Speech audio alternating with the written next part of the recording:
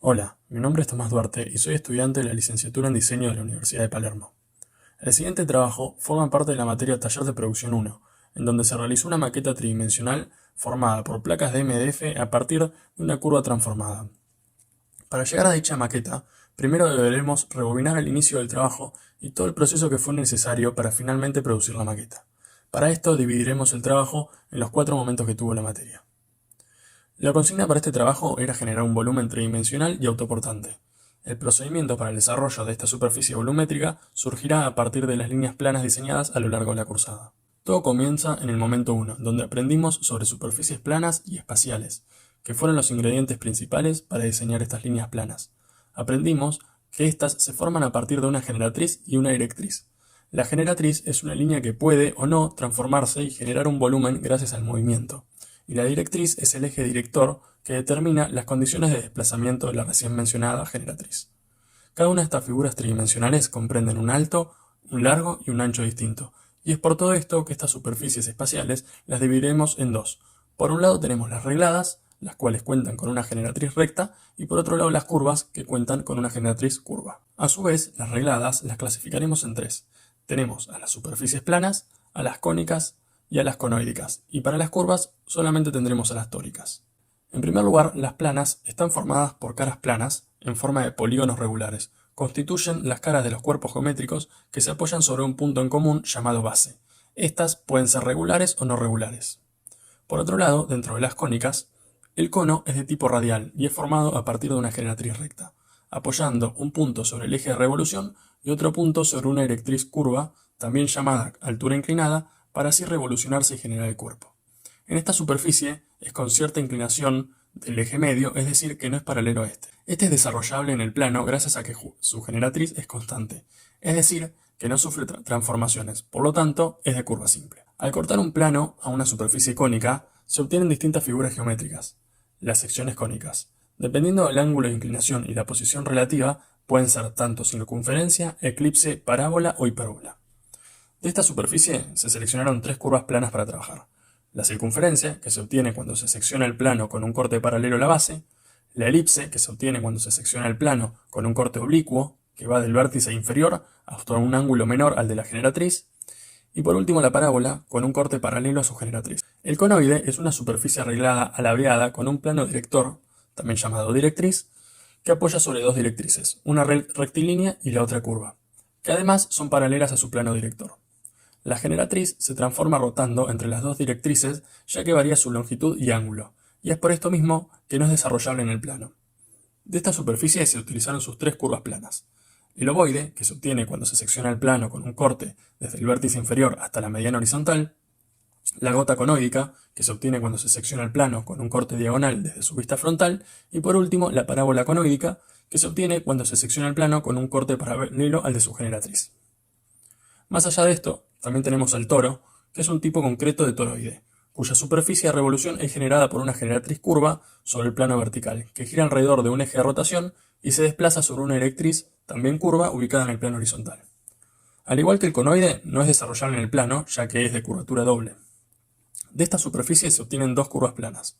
Por un lado tenemos el óvalo de Cassini, que se obtiene al seleccionar el plano con un corte distante del cuello interno, y por otro lado tenemos la lemniscata, que se obtiene cuando al seleccionar el plano con un corte recto tangente al cuello interno. A partir de estos seccionamientos explicados recientemente, obtuvimos las curvas planas, que a su vez están conformadas por estructuras abstractas y estructuras concretas. La estructura abstracta se compone de líneas estructurales que son puramente conceptuales. Tales líneas son construidas con un diseño para guiar la ubicación de las formas. No interfieren con la figura. Estas líneas estructurales están definidas por lados, medianas y diagonales. En cambio, la estructura concreta se compone de líneas estructurales que pertenecen a la figura forma. Tales líneas hacen a la forma, es decir, forman parte de la figura. Estas están regidas por las proporciones de la estructura abstracta, coincidiendo de manera tangente en puntos claves. En la gota conoídica, ubicada contra el marco derecho de la diapositiva, se puede dar marcado de color rojo las tangentes de la curva plana. La tangente es una línea recta que solo tiene un punto en común con una curva, es decir, que la toca en un solo punto, e indican la pendiente de la curva en el punto en que se tocan. Por otro lado, los puntos de color amarillo marcan los denominados puntos de inflexión y determinan cuándo la curva pasa de ser cóncava a convexa o viceversa. Después de aprender esto, comenzamos a diseñar curvas, tanto abiertas como cerradas, teniendo en cuenta el uso de entre 3 y 6 curvas de las que mostré anteriormente. En mi caso, yo terminé diseñando la curva cerrada que se ve en pantalla. Esta curva la diseñé a partir de un cuarto de lemniscata en la parte superior. Si seguimos el hilo en sentido horario, luego de un empalme discontinuo, ya que recordemos que el empalme discontinuo cambia la pendiente de la línea de estructura, tenemos medio óvalo de Cassini, que está cortado transversalmente y reducido en su escala. Luego, tenemos un empalme continuo para conectar la tapa de la parábola conoídica, que mediante nuevamente otro empalme discontinuo le seguirá media gota conoídica invertida. Por último, empalma de forma continua con la lemniscata inicial. En la curva se pueden ver marcados estos empalmes recientemente mencionados, tanto continuos como discontinuos, las tangencias y los puntos de inflexión de la curva. Luego, para desarrollar la maqueta, primero tuvimos que buscar una imagen de referencia. Yo elegí la Pelagia noctiluca, que es un tipo de medusa bastante frecuente en los océanos.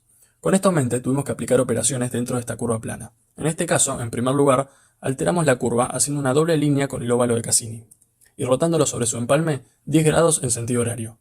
Luego realicé una reflexión especular sobre donde diseñé su eje de simetría, formando así la figura que luego pasaría a convertirse en pieza fundamental para la construcción de la maqueta. Esta pieza, que era lineal, la fui transformando a laminar para así llegar a su anteúltima transformación, que viene acompañada de esto último, que fue aplicar un escalado de 10 mm por pieza, dejando la pieza más grande de 140 por 140 mm y la más pequeña de 60 por 60 mm. Por último, pero no menos importante, para poder darle volumen a esta maqueta se realizó una traslación sobre el eje vertical con todas las piezas construidas. Como propuesta de color me inspiré en la medusa que utilicé como referencia de imagen y por lo tanto en sus colores. Es por esto que se puede ver una paleta cromática análoga en la cual con un degradé difuminado el turquesa se convierte en un rosa sandía para finalizar en rojo coral. Por último, una vez definida esta paleta de color, se procedió al armado de la maqueta. La maqueta está construida por 17 placas de MDF cortadas por láser, con tamaños que van variando, como recién dije, entre los 140 mm y los 60 mm de ancho y largo, y 5 mm de espesor. Luego se le aplicaron varias capas de pintura en aerosol y finalmente barniz para proteger la pintura. Estas placas están colocadas de manera vertical sobre una varilla de también 5 mm de diámetro, separadas entre sí por 10 mm. Este trabajo final contempla el cierre de todos los temas vistos a lo largo de la cursada. Comenzamos aprendiendo sobre las superficies planas y espaciales. Continuamos creando curvas planas a partir de estructuras abstractas y concretas, tangencias, empalmes, etc., para finalizar diseñando transformaciones tales como simetrías, traslaciones, entre otras, y así llegar a composiciones formales de línea, lámina y volumen en la maqueta final. Gracias a todo esto, hoy puedo decir que aprendí varios conceptos sobre morfología de la forma y superficies. Aprendí a trabajar con distintos materiales y a preparar láminas, considerando teorías tanto de la forma como también del color.